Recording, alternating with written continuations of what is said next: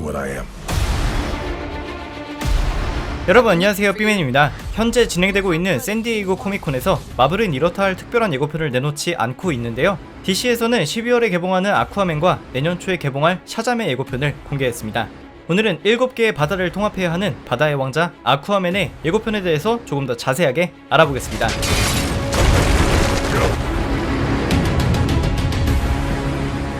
우선 요약적으로 이번 영화는 인간인 토마스 커리와 아틀란티스의 여왕인 아틀란나 사이에서 태어난 혼혈인 아서 커리가 어머니의 모국으로 돌아가 왕위를 되찾는다는 이야기입니다.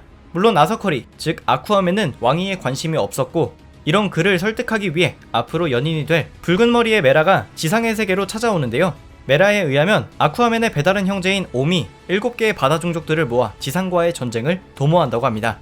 결국 아쿠아맨은 이런 옴을 막고 바다 종족들을 통합시켜 아틀란티스의 왕이 되려 하는데요. 이를 위해서 메라와 함께 아틀란 왕이 사용했던 포세이돈의 삼지창을 찾아 돌아다니게 된다는 게 전체적인 영화의 이야기입니다.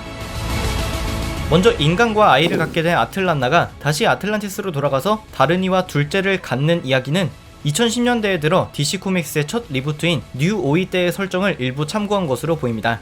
어쨌든 이런 배다른 두 왕자의 존재는 자연스럽게 왕위를 두고 경쟁하는 이야기로 이어지는데요.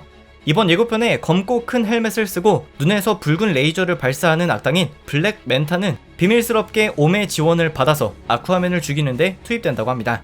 여기서 블랙 멘타는 아틀란티스인이 아닌 지상의 인간인데요. 그는 아쿠아맨이 바다의 안전을 위해 공격한 잠수함의 공동 소유주였습니다.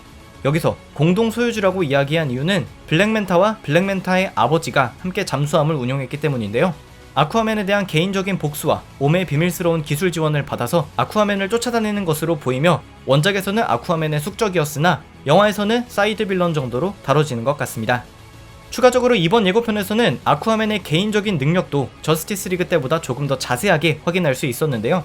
어린 아서 커리를 괴롭히는 아이들이 물고기와 대화를 하는 것으로 놀리기는 했지만 알고 보면 이는 음성적인 대화의 영역이 아니라 바다의 왕이 될 아서 커리를 알아보고 물고기들이 본능적으로 그를 보호하는 것임을 알 수 있습니다.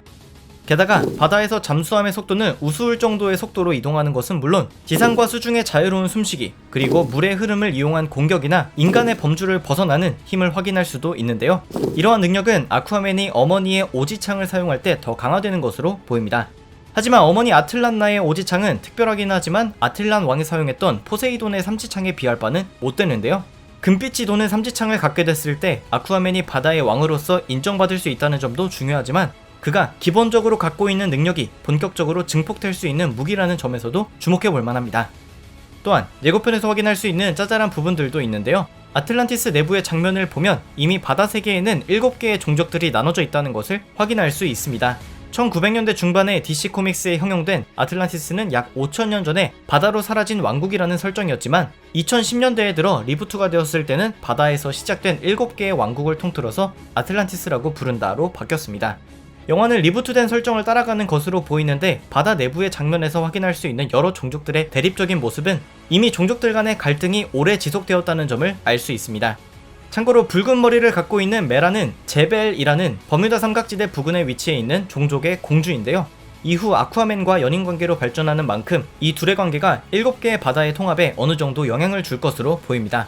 추가적으로 바다 내에 다양한 외모를 갖고 있는 종족들이 존재하는 이유는 서로 다른 지역에 그리고 서로 다른 수심에 살아오다 보니 그에 맞춰서 신체가 진보하거나 퇴화했기 때문이라고 하는데요.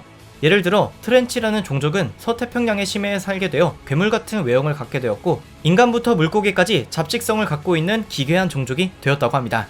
예고편의 짤막한 설명이나 장면으로는 추론할 수 없는 점들도 존재하는데요. 우선 알 수 없는 사고로 인해 등대지기인 토마스 커리를 만나게 된 아틀란티스의 여왕 아틸란나가 아쿠아맨을 낳은 이후 어떤 이유로 다시 바다의 세계로 돌아가야 했었는가입니다. Your queen left me on my father's doorstep and never gave me another thought. Your mother left you to save your life. 1950년대의 원작 이야기대로라면 누구에게도 그녀의 신분을 밝히지 않고 토마스 커리와 살다가 병을 얻어 사망을 했는데 이번 예고편에서 대놓고 어린 아서 커리를 안고 이 아이가 7개의 바다를 통합하게 될 것이라고 이야기했기 때문에 영화만의 오리지널 스토리가 있을 것으로 보입니다. 게다가 예고편의 중반을 보면 아쿠아맨에게 누군가가 아틀란나의 오지창을 던지며 훈련시켜주고 바닷속을 함께 헤엄치는 것도 확인할 수 있는데요. 그는 벌코라는 캐릭터로 원작에서도 아쿠아맨의 큰 조력자로 나오기도 하며 그에게 어머니 아틀란나와 배다른 형제 옴에 대한 비밀을 알려주는 장본인이기도 합니다.